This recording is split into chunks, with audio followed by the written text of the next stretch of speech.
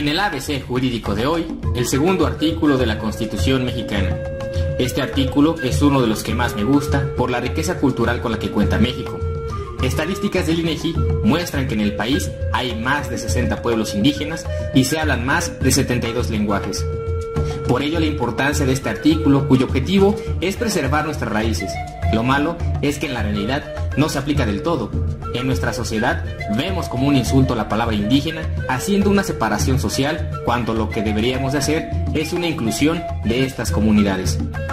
Sin más, iniciamos con el estudio de este artículo, en el que encontraremos lo siguiente. Primero, la nación mexicana es única e indivisible.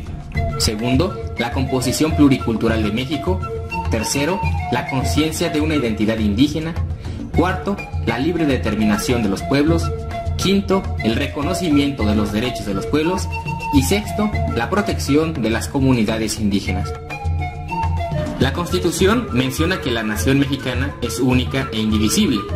Única quiere decir que México es homogéneo, que cuenta con un conjunto de habitantes que tienen un mismo pasado, mismas tradiciones y mismas ambiciones de progreso para el futuro. E indivisible porque se prohíbe la separación o independencia de los estados, ya que como se vio en el siglo XIX, entre los años 1840 y 1848, México perdió Texas y por poco pierde Yucatán. La composición pluricultural de México.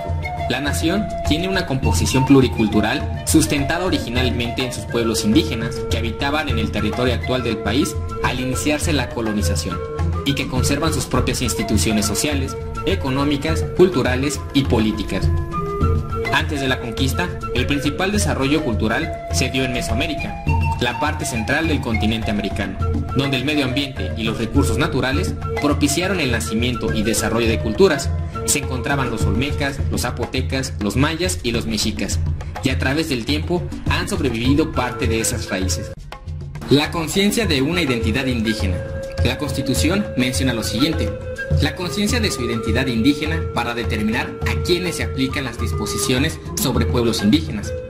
Aquí tenemos que saber a quiénes se les debe de aplicar las disposiciones sobre pueblos indígenas, y será indígena aquella persona que se autorreconozca como tal, que asuma como propios los rasgos sociales y las pautas culturales que caracterizan a los miembros de los pueblos indígenas. Esto es, que la persona conozca el lenguaje, las tradiciones y busque la prevalencia de su cultura. La libre determinación de los pueblos. El derecho de los pueblos indígenas a la libre determinación se ejercerá en un marco constitucional de autonomía que asegure la unidad nacional. Las entidades federativas deberán tomar en cuenta los criterios etnolingüísticos y de asentamiento físico. En este párrafo tenemos que hacer mención de un tratado internacional, la Declaración de las Naciones Unidas sobre los Derechos de los Pueblos Indígenas, en la que se define en sus artículos 3 y 4 este precepto.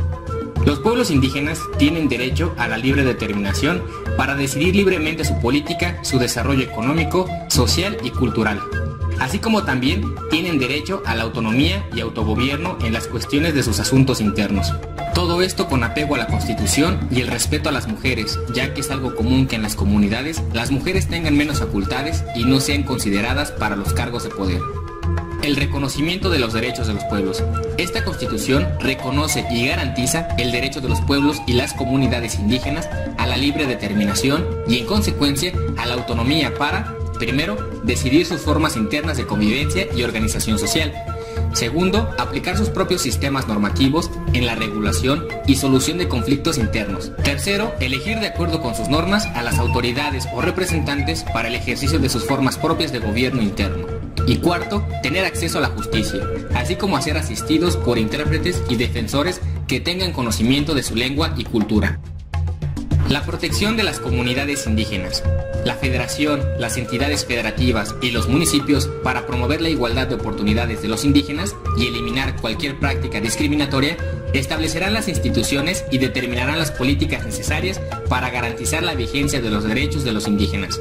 Las autoridades tienen como obligación lo siguiente: primero, impulsar el desarrollo regional de las zonas indígenas con el propósito de fortalecer las economías locales.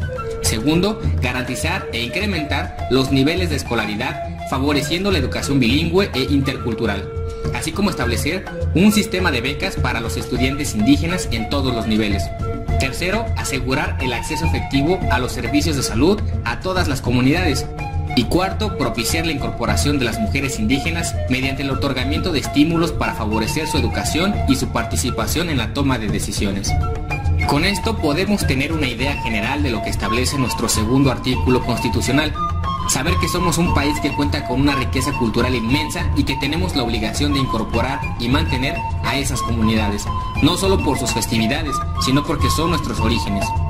Si deseas saber más del tema, en la descripción del video dejo toda la información. Gracias por escucharme.